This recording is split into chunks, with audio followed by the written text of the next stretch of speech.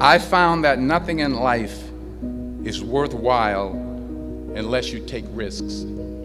Nothing. Nelson Mandela said, "There is no passion to be found playing small and settling for a life that's less than the one you're capable of living." Now, I'm sure in your experiences in school and applying to college and picking your major and deciding what you want to do with life, I'm sure people have told you to make sure you have something to fall back on. Make sure you got something to fall back on, honey. But I never understood that concept, having something to fall back on. If I'm going to fall, I don't want to fall back on anything except my faith. I want to fall forward. I figure at least this way I'll see what I'm going to hit. Fall forward. This is what I mean. Reggie Jackson struck out 2,600 times in his career, the most in the history of baseball. But you don't hear about the strikeouts. People remember the home runs. Fall forward.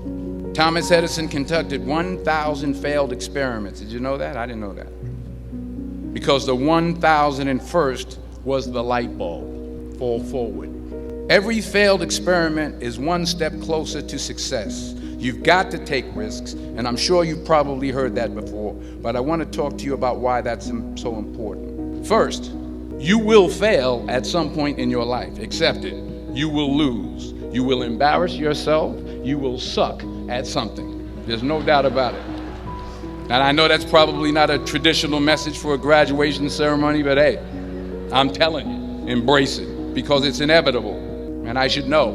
In the acting business, you fail all the time. Early on in my career, I auditioned for a part in a Broadway musical. Perfect role for me, I thought, except for the fact that I can't sing. So I'm in the wings, I'm about to go on stage, but the guy in front of me, he's singing like Pavarotti. He's just, and he's just going on and on and on. And I'm just shrinking, I'm getting smaller and smaller. So they say, "Oh, thank you very much, and you'll be hearing from us." So I come out with my little sheet music, and it was Just My Imagination by the Temptations. That's what I came up with. So I hand it to the accompanist, and she looks at it and looks at me and looks out at the director and was like, "Hi." So I start, I'm going to sing. I'm like, "It's just my imagination once again, and they're coming away with me." And I'm not saying anything, so I'm thinking I'm getting better. So I start getting into it. It was just running. This, thank you very much, Mr. Washington. Thank you. So I assumed I didn't get the job. But the next part of the audition, he called me back. The next part of the audition is the acting part of the audition. So I'm like, hey, okay, maybe I can't sing, but I know I can act.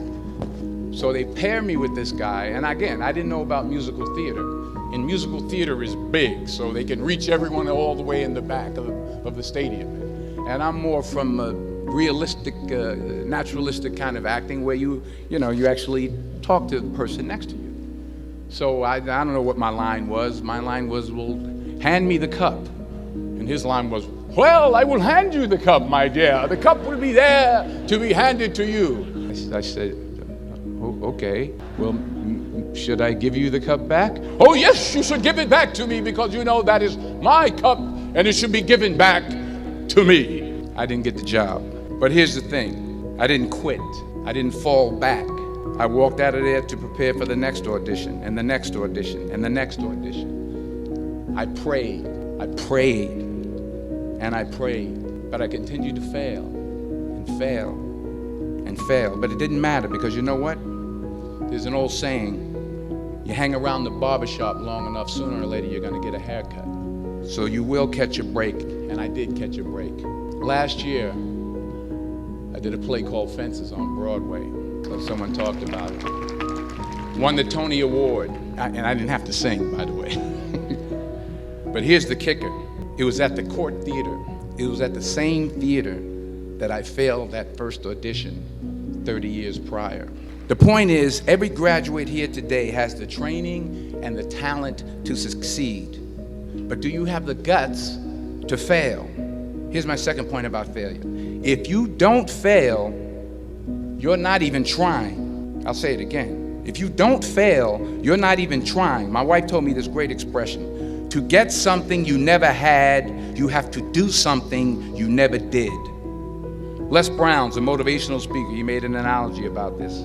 He says, imagine you're on your deathbed, and standing around your deathbed are the ghosts representing your unfulfilled potential. The ghost of the ideas you never acted on. The ghost of the talents you didn't use. And they're standing around your bed, angry, disappointed, and upset. They say, we came to you because you could have brought us to life, they say. And now we have to go to the grave together. So I ask you today, how many ghosts are going to be around your bed when your time comes? You've invested a lot in your education, and people have invested in you. And let me tell you, the world needs your talents, man, does it ever. I just got back from Africa like 2 days ago, so if I'm rambling on, it's because I'm jet lagged. I just got back from South Africa. It's a beautiful country, but there are places there with terrible poverty that need help. And Africa is just the tip of the iceberg. The Middle East needs your help. Japan needs your help. Alabama needs your help. Tennessee needs your help. Louisiana needs your help. Philadelphia needs your help. The world needs a lot, and we need it from you. We really do. We need it from you young people. I mean, I'm not speaking for the rest of us up here, but I know I'm getting a little grayer. We need it from you, the young people, because remember this. So you got to get out there. You got to give it everything you got, whether it's your time, your talent, your prayers, or your treasures.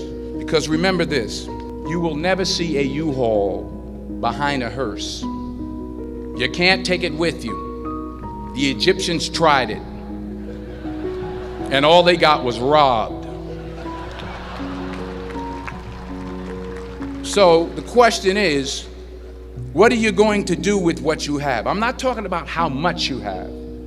Some of you are business majors. Some of you are theologians, nurses, sociologists. Some of you have money. Some of you have patience. Some of you have kindness. Some of you have love. Some of you have the gift of long suffering. Whatever it is, whatever your gift is, what are you going to do with what you have? All right, now here's my last point about failure. Sometimes it's the best way to figure out where you're going. Your life will never be a straight path. I began at Fordham University as a pre-med student. I took a course called cardiac morphogenesis. I still can't say it. Cardiac morphogenesis. I couldn't read it. I couldn't say it. I sure couldn't pass it. So then I decided to go into pre-law, then journalism. And with no academic focus, my grades took off in their own direction. Yeah, down. I was a 1.8 GPA one semester, and the university very politely suggested that it might be better to take some time off. I was 20 years old. I was at my lowest point. And then one day, and I remember the exact day, March 27th, 1975, I was helping my mother in her beauty shop. My mother owned a beauty shop up in Mount Vernon. And there was this older woman who was considered one of the elders in the town. And I didn't know her personally, but I was looking in the mirror, and every time I looked at the mirror, I could see her behind me, and she was staring at me. She just kept looking at me. Every time I looked at her, she kept giving me these strange looks. So she finally took the dryer off her head and she said something I'll never forget. First of all, she said, "Somebody give me a piece of paper. Give me a piece of paper." She said, "Young boy, I have a prophecy, a spiritual prophecy." She said, "You are going to travel the world and speak to millions of people." Now, mind you, I'm 20 years old. I'm flunked out of school. In fact, like a wise ass, I'm thinking to myself, maybe she's got something in that crystal ball about me getting back into school next fall. But maybe she was onto something, because later that summer, while working as a counselor at a YMCA camp in Connecticut, we put on a talent show for the campers. And after the show, another counselor came up to me and asked, "Have you ever thought about acting? You're good at that." So when I got back to Fordham that fall, I got in, I changed my major once again for the last time. And in the years that followed, just as that woman prophesied, I have traveled the world, and I have spoken to millions of people through my movies. Millions who up till this day couldn't see me, who up till this day I couldn't see while I was talking to them, and they couldn't see me. They could only see the movie. They couldn't see the real me. But I see you today, and I'm encouraged by what I see. And I'm strengthened by what I see. And I love what I see.